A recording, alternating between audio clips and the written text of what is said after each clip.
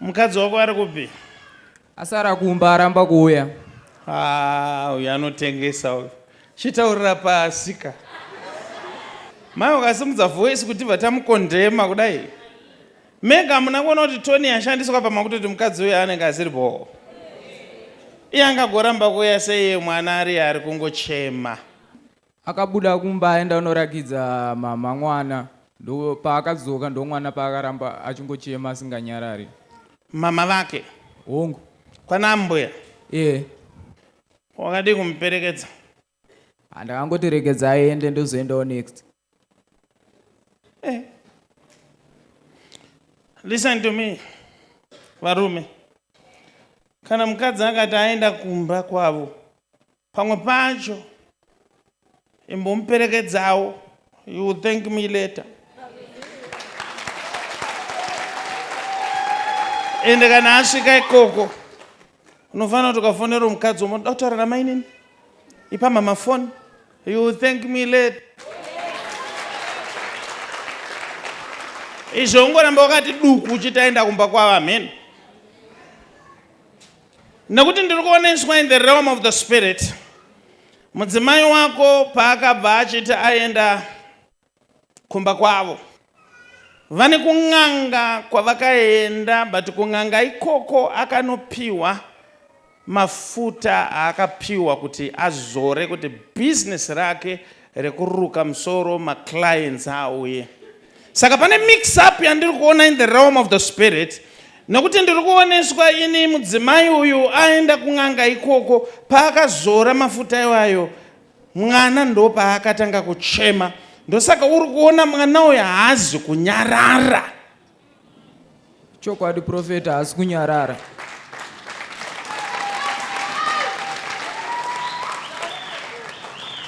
So kumasaluni ikoko ameno zvinoitwa kana vanhu vachida kuti maclients auya anorukwa nekugadzirwa manails. But ndiri kuona kung'anga kwaakaenda akaperekedzwa nasisi vake. Kung'anga ikoko pane mix up yakaitwa. Nekuti mafuta aakapiwa haazi mafuta anowisa makastoma, but mafuta eshumba. Because ng'anga yakavhiringika pamagaba ndokubva yatora eshumba instead eanowisa. Can I do some serious stuff here?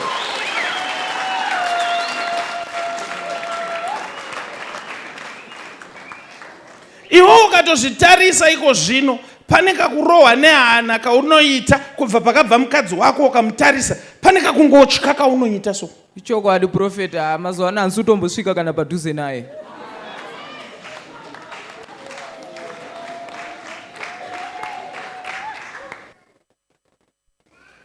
Ndakutongokumbirawo profeti kuti kana kuri kukwanisa unomutora zvamai manje ndenda hangu nomutora, because mwana anopedzera anzwa mabayo nekuchema. You are very correct.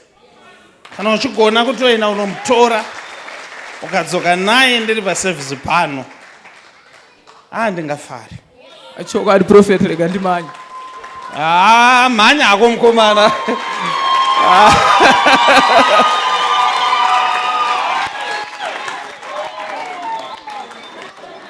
Kangwarira mukomana, murore maoko.